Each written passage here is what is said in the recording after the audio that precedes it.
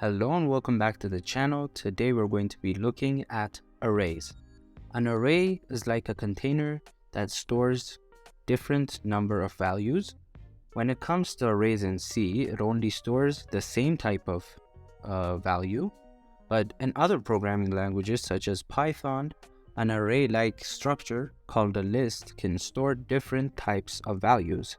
So now we're going to be looking at arrays in C. So we're going to create our file called arrays.c, and we're going to put in our template code, #include standard.io.h, and we're going to have a comment that says our main function is going to be explaining arrays, and we're going to return 0 as always. Now we can write our main function int main void. And when it comes to the syntax of creating an array in C, the syntax is first you write the data type that you want to store. Then you're going to have the array name. Then in square brackets, you're going to have the number of elements you want to store in the array. So if you want 5 elements, you'll say 5. If you want 10, you'll say 10. When initializing an array in C, unfortunately, you cannot initialize an array and put in a variable for the size of your array. That means if you, for example, had an integer I and you set it to 5, you cannot say the data type array name and inside square brackets, you cannot put in I. That is just a rule in C. Another way you can initialize and declare an array in C is by doing it directly. For example, if we wanted an array that stores the numbers 1 till 5, we can just say int numbers, and in square brackets we're not going to put in the size. Instead, we're going to initialize and declare it in one line. So we're going to be using curly braces, then 1, 2, 3, 4, 5. This can be used to initialize an array as well. So now to see it in practice, we're going to be making a program that's going to be calculating an average, and it's going to be taking the input, the numbers from the user. So first we're going to need an integer, that's an array of integers that's going to be storing the different numbers. Here we can name it marks. And since we cannot use a variable in the square brackets, we're going to have to just choose an arbitrary number. So in this case, our program is going to calculate the average of numbers to a max of 10 elements. So it's going to just be 10. Then we're going to ask the user for the number. So we need to use a for loop. So first we're going to ask the user for the number of elements the user wants to calculate the average of. So that is going to be stored at int n. So we're going to use printf, and we're going to ask the user enter the number of elements.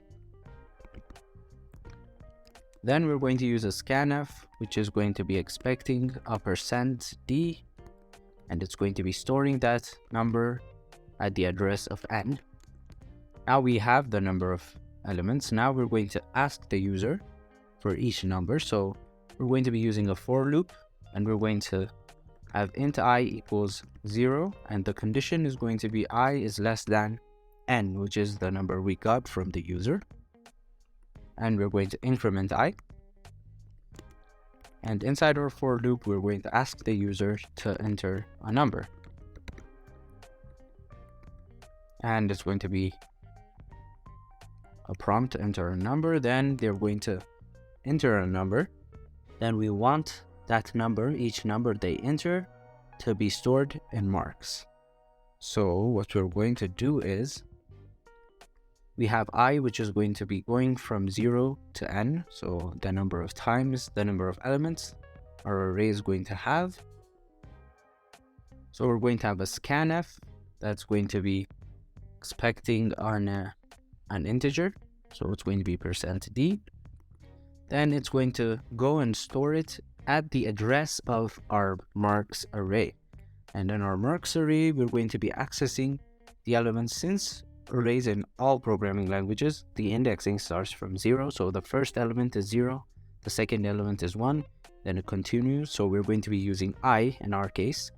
So what's going to happen is they enter a number, let's say 2, then 2 is going to be stored at the address of marks square brackets 0, which is going to be the first element of our array. This is going to repeat up to the number of elements the user provided. So we're going to have our number. We have our number, and we also have our number of elements, so we can calculate the average. And we're going to have the average. We need to initialize it first. We're going to make it a float since it could be decimal numbers, so we're going to use float average. And after our for loop, we're going to calculate our average, which is going to be, we need to add the numbers and divide it by n. So we need another for loop to add the numbers of the marks. So we're going to iterate over a for loop. So the marks array. So we have int j equals 0.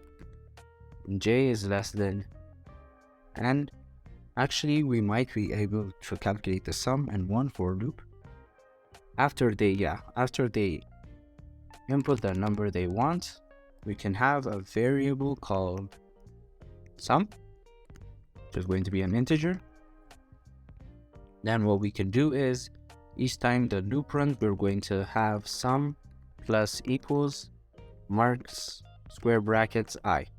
So what's going to be happening is after the user puts in a number, it's going to be stored in the array. Then the sum variable is going to take what marks I is going to be the first element, the second element, and it's going to calculate their sum. So we can initialize sum to be 0. So that is going to calculate our sum. Now we can calculate our average by simply dividing the sum by n. So we're going to have an average, which is going to be a float.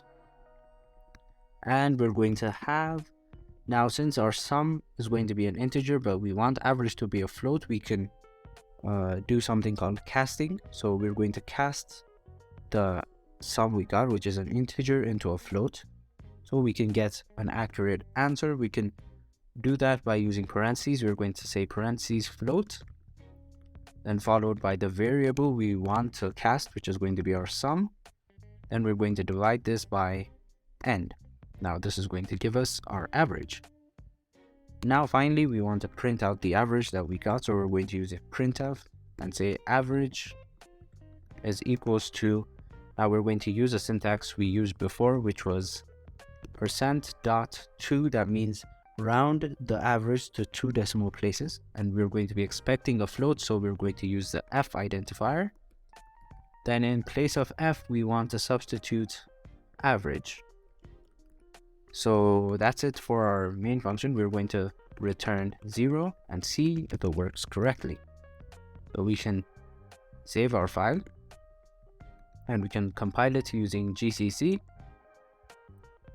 We unfortunately forgot a semicolon, and we also made another error, which is redefinition. That means I think we initialized average twice. So we can go back to the code and analyze what we did wrong. So we're going to go back to arrays.c, and we forgot one semicolon in the sum plus equals marks line. So we're going to put that semicolon in.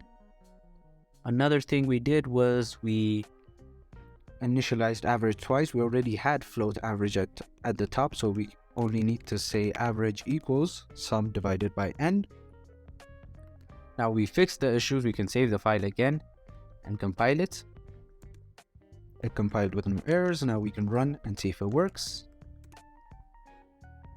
It says enter the number of elements. I want 3 elements, so it's going to be 3. We enter a number, let's say 1, another number 2, and another number 3.